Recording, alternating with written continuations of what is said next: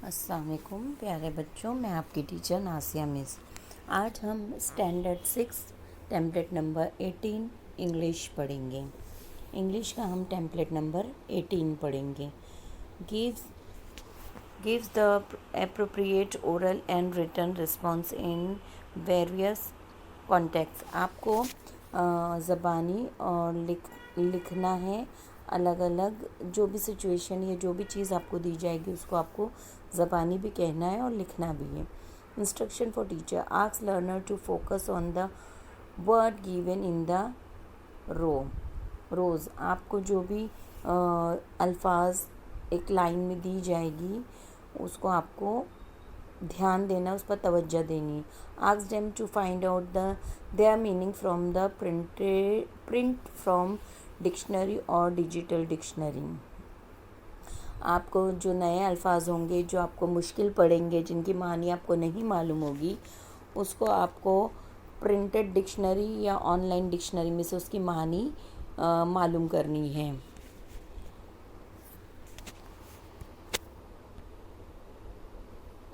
Then ask them to write all the words of each row alphabetically.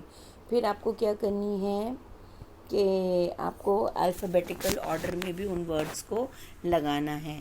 Help learner if they don't understand the activity. अगर आपको ये activity समझ में ना आए तो आप घर के बड़ों को, ट्यूशन टीचर से या मुझे मैसेज करके आप मुझसे हेल्प ले सकते हैं। इंस्ट्रक्शन फॉर स्टूडेंट, ये आपके लिए हिदायत है बच्चों। Read the word in each row. आपको हर लाइन में दी हुई हर सतर में दी हुई वर्ड्स को पढ़ना है। Find the dictionary meaning, find its dictionary meaning, और डिक्शनरी में से आपको उसका मानी तलाश करनी है। Answer orally the correct meaning, और आपको सही जवाब ज़बानी कहना है। Now write down the alphabetical order of the words of each row, और हर सतर में दिए हुए वर्ड्स को तुमको अल्फ़ाबेटिकल ऑर्डर में लगाना है। अल्फ़ाबेटिकल ऑर्डर मतलब जिस तरह डिक्शनरी में लिखा होता है, जैसे पहले ए से आने वाले, फिर बी से आने वाले, फिर सी से आने वाले, इस तरह हम आगे तक उस वर्ड को कंप्लीट करेंगे। Divide all the words in noun and verb table. और फिर आपको देखो क्या करना है, आपको वही सतर को पहले मानी तलाश करनी है, उसके बाद उसको अल्फ़ाबेटिकल ऑर्डर में लिखना है, उसके बाद दो खाने बनाना है, एक नाउन यानी इस्म और एक वर्ब यानी फेल। कौन सा नाउन है, कौन सा यानी इस्म है, वो नाउन के टेबल में वो वर्ड्स लिखने हैं, और जो वर्ब है यानी फेल है यानी काम है, वो काम को अलग दूसरे बॉक्स में लिखना है। Use the bilingual English into Marathi dictionary whenever necessary. देखो ये मराठी मीडियम वालों के लिए आपको क्या करना है कि आपको इंग्लिश टू उर्दू डिक्शनरी का इस्तेमाल करना है और उर्दू में मानी तलाश करनी है। Learning activity dictionary scale for simple vocabulary games. आपको यहाँ पर डिक्शनरी के इसमें महारत हासिल करना है आसान तरीके से, और आपको अपनी याददाश्त को बढ़ाने के लिए याददाश्त को बढ़ाने वाले खेल खेलना है। In this activity teacher will write a set of word, यानी आपको एक वर्ड सेट दिया जाएगा। There will be 4 or 5 rows, 4-5 line रहेगी। Ask learner to read all the word silently and carefully. आपको वो अल्फाज पढ़ने हैं और फिर आपको खामोश मुताला करना है और ध्यान से पढ़ना है। Use their dictionary to find out the meaning of the words. आपको उस अल्फाज के मानी डिक्शनरी में से ढूंढना है और उनको अपने कॉपी में लिखना है। Ask them to find types of words, noun verb. आपको नाउन और वर्ब को अलग अलग करके लिखना है। Right N for nouns and V for verb. आपको नाउन के लिए N का इस्तेमाल करना है क्योंकि नाउन N से शुरू होता है, और वर्ब के लिए V का इस्तेमाल करना है क्योंकि वर्ब V से शुरू होता है। You can also play the alphabetical order game to make it more interesting among learners. और आप उसको गेम इस तरह भी खेल सकते हो कि आप वर्ड को अल्फ़ाबेटिकल ऑर्डर में लगाएंगे, दो ग्रुप बना लेंगे फ्रेंड्स का, और या जोड़ियों में आप खेल सकते हैं। दो दो अलग अलग ये टीम बना लो और एक ही रो को आप अल्फ़ाबेटिकल ऑर्डर में जल्दी से जल्दी कंप्लीट करो और सही तरीके से कंप्लीट करो। जो टीम को ज़्यादा मार्क्स रहेगा वो जीत जाएगा। इस तरह हम गेम खेल सकते हैं। सॉल्व डेमो एक्टिविटी, आपको एक मिसाल के तौर पर एक एक्टिविटी बताई जा रही है। Dictionary scale for alphabetical game, put the words in each row in alphabetical order. देखो अभी पहला जो दिया है, पहली row number 1, book, boy, brown, biscuit, ball, ये सब बी से शुरू होने वाले वर्ड्स हैं। अब आपको अल्फ़ाबेटिकल ऑर्डर में लगाना है, तो अब जब सब शुरू में बी से आ रहा है तो आप उसका सेकेंड लेटर देखेंगे। जो सेकेंड लेटर अल्फ़ाबेट के शुरू में आता है वो वर्ड शुरू में जाएगा और जो बाद में आता है वो बाद में जाएगा। अगर सेकेंड लेटर भी एक जैसा है तो फिर हम थर्ड लेटर देखते हैं। इस तरह हम आगे बढ़ते चलते हैं। देखो जैसे इसमें बी के बाद ए है, BALL बॉल, है ना, तो ये सबसे पहले आएगा। उसके बाद ओ बाद में आता है, ए के बाद क्या आता है, आई पहले आता है और ओ उसके बहुत बाद में आता है और फिर आर आता है। तो बॉल के बाद हम बिस्किट लिखेंगे क्योंकि बी के बाद आए हैं, बिस्किट। उसके बाद बुक और बॉय दोनों बी के बाद ओ है, तो अब हम थर्ड लेटर देखेंगे। तो बुक में ओ के बाद वापस से ओ है और बॉय में ओ के बाद वाई है।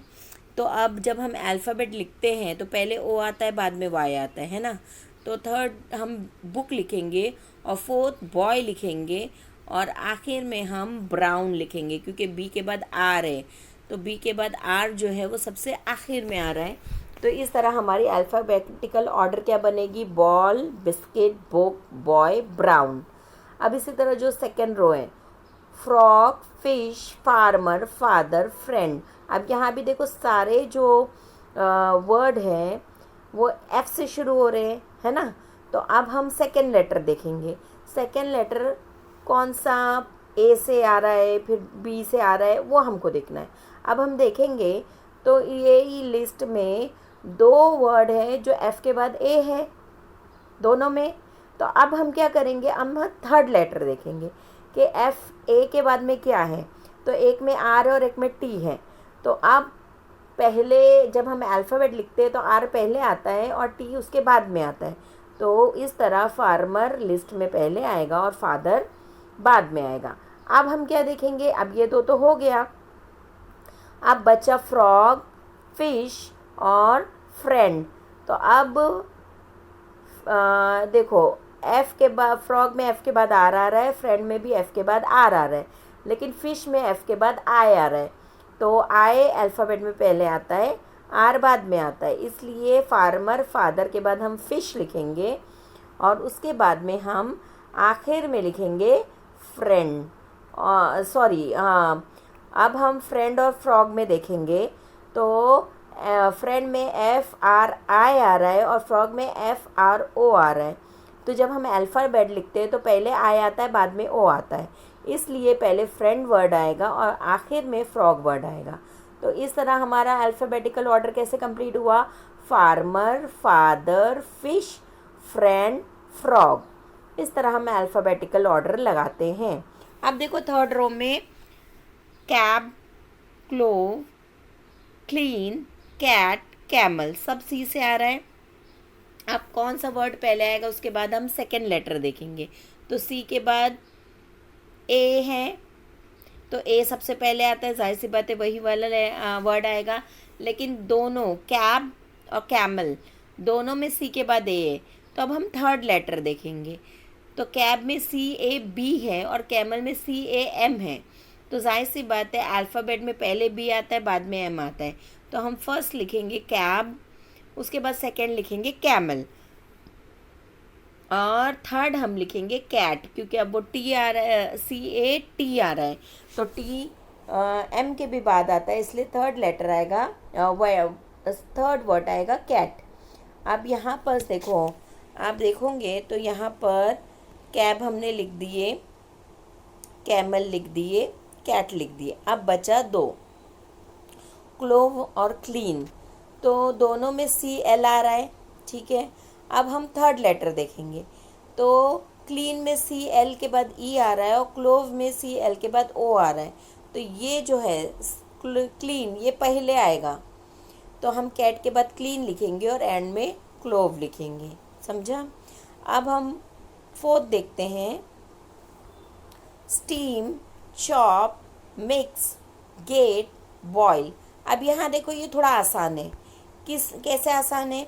क्योंकि यहाँ पर हर एक का जो स्टार्टिंग लेटर है, जैसे ये एस, सी, एम, जी और बी, सबका स्टार्टिंग लेटर अलग अलग है, तो हमारे लिए थोड़ा इजी हो गया। तो अल्फ़ाबेट में सबसे पहले बी आता है ए के बाद, तो यहाँ बॉयल, ये हम सबसे पहले लिखेंगे, ये पहला आ जाएगा बॉयल। दूसरा आ जाएगा फिर सी वाला वर्ड चॉप, फिर उसके बाद आ जाएगा सी के बाद आ जाएगा जी गेट, और फिर जी के बाद आएगा एम मिक्स, और एंड में आएगा एस से स्टीम। इस तरह हमें अल्फ़ाबेटिकल ऑर्डर लगाते हैं। अब हमको क्या करना है? अब हमको जैसा पहला है book, boy, brown, biscuit, ball,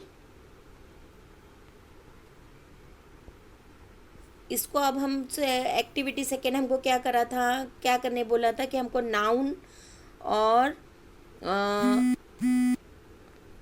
और वर्ब अलग अलग करने का था, ठीक है। तो अब हम क्या करेंगे, पहला ये लेते हैं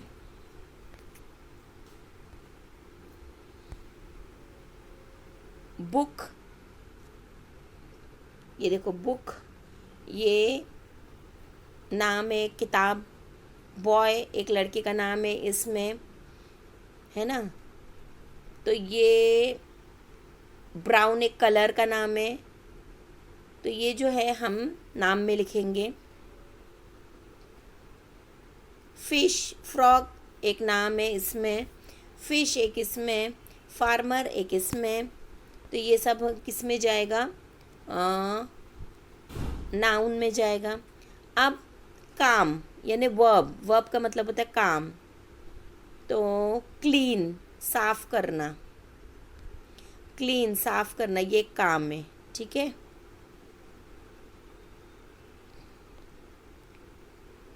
हम हर लाइन में देखते चलेंगे। Frog, fish, farmer, friend, father, fish, friend, frog, अच्छा ग्लोब, क्लीन ये काम है, तो ये वर्ब में जाएगा। स्टीम यानी किसी चीज़ को भाप पे पकाना, वो भी एक काम है, तो वो भी वर्ब में जाएगा। बॉयल यानी उबालना, तो ये भी एक काम है, तो ये वर्ब में जाएगा। चॉप यानी काटना, तो चॉप भी काम है, इसलिए वर्ब में जाएगा। मिक्स किसी भी चीज़ को मिलाना, ये काम है, तो ये भी वर्ब में जाएगा। और क्लीन यानी साफ़ करना, ये काम है, तो ये वर्ब में जाएगा। इस तरह ये सारे इसमें से book, brown, boy, biscuit,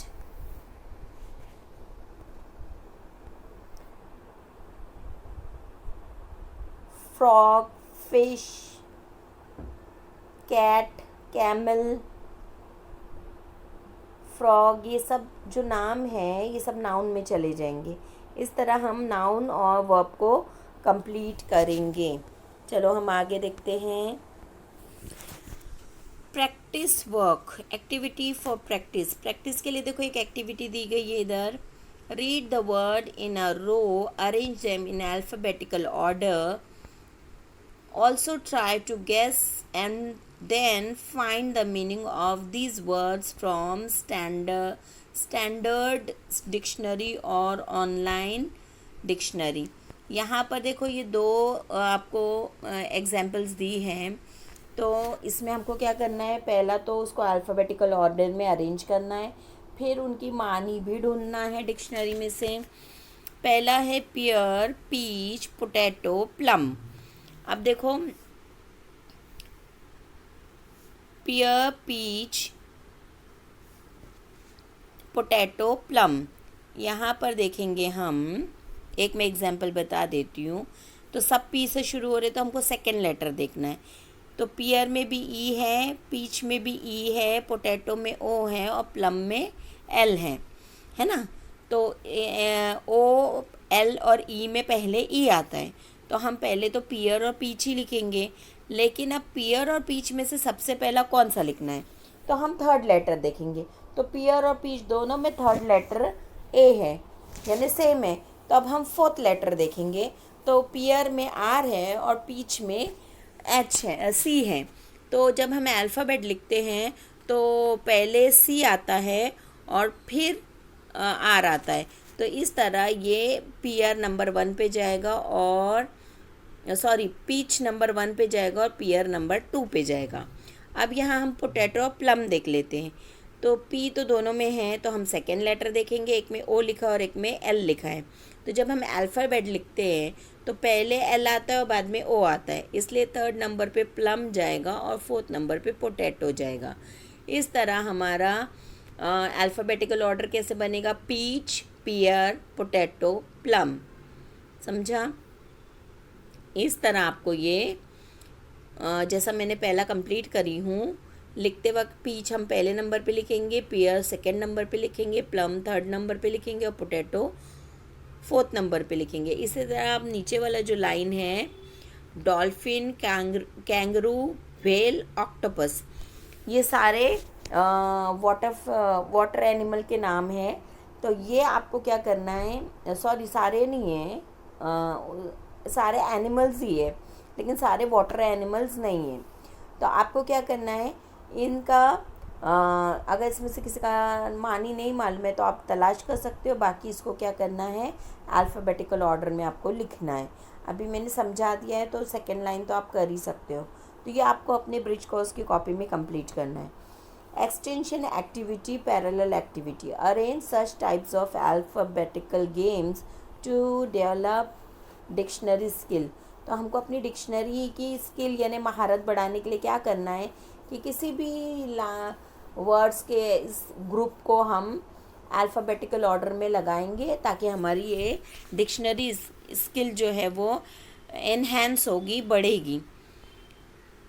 evaluation, ask them to read all the word orally. आपको सारे वर्ड जो आप यहाँ लिखे हुए हैं उनको ओरली पढ़ने आना चाहिए। Also ask them to write their own small sentence by using the word they have learned.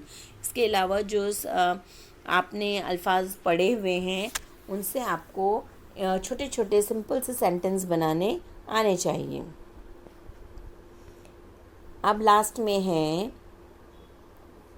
Take away, यानी हमने आज क्या सीखा। Today I have learn to find out and write the meaning of new words. हमने नए अल्फाज का dictionary में से मानी ढूंढने का तरीका या महारत हमने सीखी। जिस तरह हम अल्फ़ाबेटिकल ऑर्डर में लिखते हैं, इसी तरह किसी वर्ड की मानी भी हम इसी अल्फ़ाबेटिकल ऑर्डर को देखते हुए ही डिक्शनरी में तलाश करते हैं। तो आप ये एक्टिविटी जो है, एक्टिविटी नंबर 18, ये अपने ब्रिज कोर्स के कॉपी में कंप्लीट कर लेंगे। Verb.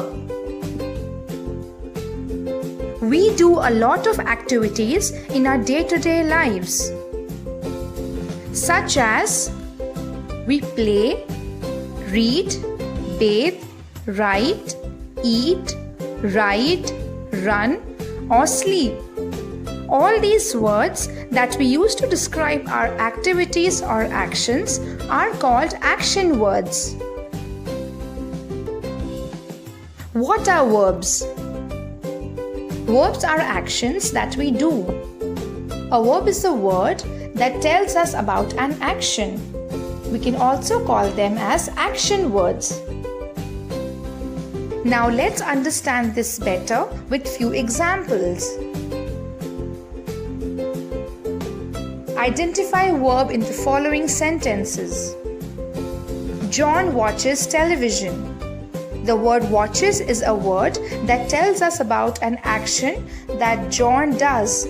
So watches is a verb. Children are playing in the sand. The word playing is a word that tells us about an action that children are doing. So playing is a verb or an action word. Tim is driving a car. Here driving is a word that tells us about an action that Tim is doing. So driving is a verb or an action word. Ria brushes her teeth twice a day. Here the word brushes is a word that tells us about an action that Ria does. So brushes is a verb or an action word.